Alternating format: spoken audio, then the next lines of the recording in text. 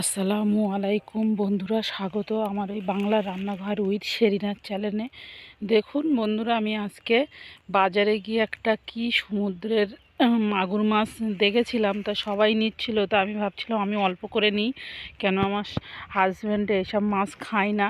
তা আমিও কোনো দিন খাইনি, দেখি আজকে কেমন লাগে। যদি বিশ্রী লাগে কি বলবো। আর যারা খেয়েছেন বন্ধুরা প্লিজ একটু জানাবেন আমাকে যে এই মাছটা আপনারা কেউ খেয়েছেন কি, আর কেউ চিনতে পারছেন কি।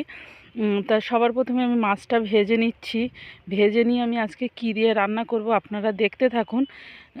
আপনাদের সঙ্গে এই গল্প করতে করতে আমার খুবই ভালো লাগে, কথা বলতে খুবই ভালো লাগে।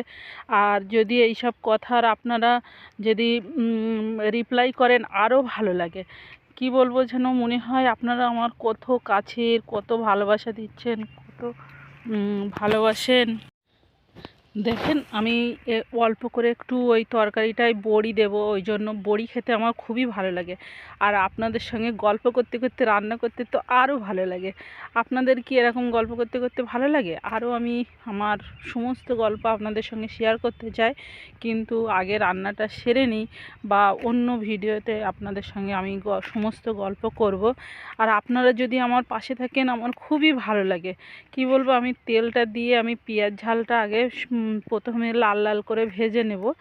নিয়ে আমি কি রান্না করছি আপনারা বুঝতে পারছেন কি আমি রান্না করতে পারি। তা দেখুন, আমি আজকে পুঁই শাক আর আলু দিয়ে ওই মাছটা দিয়ে রান্না করব।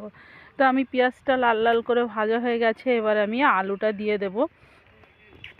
আলুটা দেওয়ার পরে তারপরে আমি পুঁই শাক দেবো, একটু আলুটা নাড়াচাড়া করে নিচ্ছি। তো বন্ধুরা আপনারা তো জানেন যে এই রান্নাটা কিন্তু খুবই সুস্বাদু লাগবে। আর মাছটা কেমন হবে না হবে আমি জানি না, এমনি পুঁই শাক আলু বড়ি খেতে খুবই ভালো লাগে। তো দেখুন বন্ধুরা, আমি প্রথমে আগে মানে পুঁই শাক আলুটা ভালো করে কষিয়ে নেব। আর আলুটা এমনভাবে, পুঁই শাকটা আমি কিন্তু পানি দিয়ে সিদ্ধ করে নিয়েছি, মানে ফুটিয়ে সিদ্ধ করে হাফ গলে গিয়েছে। আর পুঁই শাকটা দিয়ে আমি আলুটা বেশ ঘ্যাঁটাম্যাটা করে রান্না করব, যাতে রান্নাটা খুবই ভালো হয়। তা দেখুন রান্নাটা এমনি কেমন ভালো হবে আপনারা তো বুঝতে পারবেন। আর আমি তো মানে পুঁই শাক আলুর তরকারি খুবই ভালো লাগে। তা দেখুন আমি হলুদ লবণ আর ওই মরিচের গুঁড়ো আমি যেটা দিই ওইটা দিয়ে তো আমি রান্না করি সব রান্নাটা।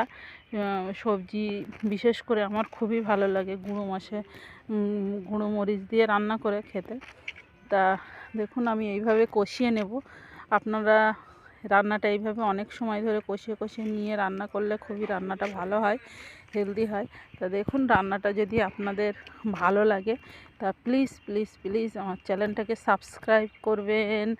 আর সাবস্ক্রাইব করলে কি আপনাদের মনে হয় যেন আমার অনেক বন্ধু হয়েছে। আমি তো প্রথম ভিডিও ছাড়ছি, মনে হবে অনেক বন্ধু হয়েছে আমার সঙ্গে তারা মানে বন্ধুত্ব করতে চায়, ভালোবাসা দিতে চায়, অনেক কিছু আমার মনে হয়। তো দেখুন আমি মানে এটা অনেকটা কষিয়ে নিয়েছি পুঁই শাকটা। কষিয়ে নিয়ে আমি এবারে প্রথম কষানোর মতন ঝোল দিয়ে আমি চাপা দিয়ে দিলাম। দেখেন কত সুন্দর রান্না হচ্ছে। এবার আমি মাছটা দিয়ে মানে ঝোল দেব, ঝোল দিয়ে আলুটা ভালো করে গলে গেলে তারপরে আমি দেখেছেন রান্না আমি আপনাদের শেখাচ্ছি না, কিন্তু এইভাবে রান্না করে দেখবেন কেমন লাগে। সবার রান্না তো টেস্ট করা উচিত, সেই হিসেবে বলছি।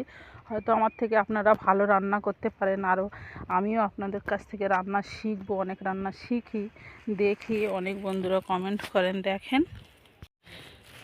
তো দেখুন বন্ধুরা আমার আলুটা গলে এসছে।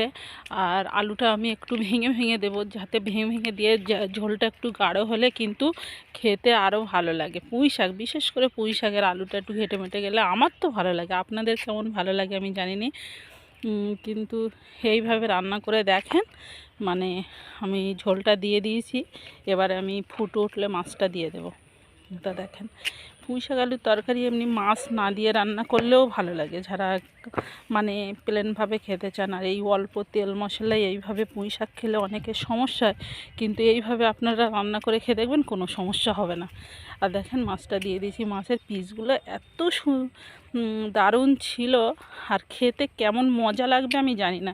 এই মাছটা তো প্রথম খাবো আমার তো এখন থেকে ভয় লাগছে, আমি আবার যে কোনো মাছ খেতে পারি না।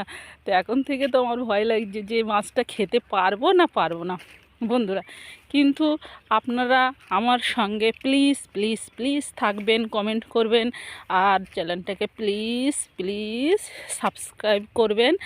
আমি বারবার বলছি, আপনারা হয়তো হ্যাংলার মতন সবসময় বলে যাচ্ছে সাবস্ক্রাইব, কিন্তু আপনারা তো ভাবছেন যে হ্যাংলার মতন, কিন্তু আপনারা যখন সাবস্ক্রাইব করেন, আমার পাশে থাকেন, আমার খুবই ভালো লাগে। মনে হয় যেন আমার অনেকগুলো বন্ধু হয়েছে, আমার সঙ্গে সঙ্গ দিচ্ছে, আমার ভালোবাসছে। দেখুন আমার রান্নাটা হয়ে এসছে, আমি একটু গুঁড়োমরিচ ছড়িয়ে এবারে আমি কি বলবো, রান্নাটা আমি শেষ করলাম।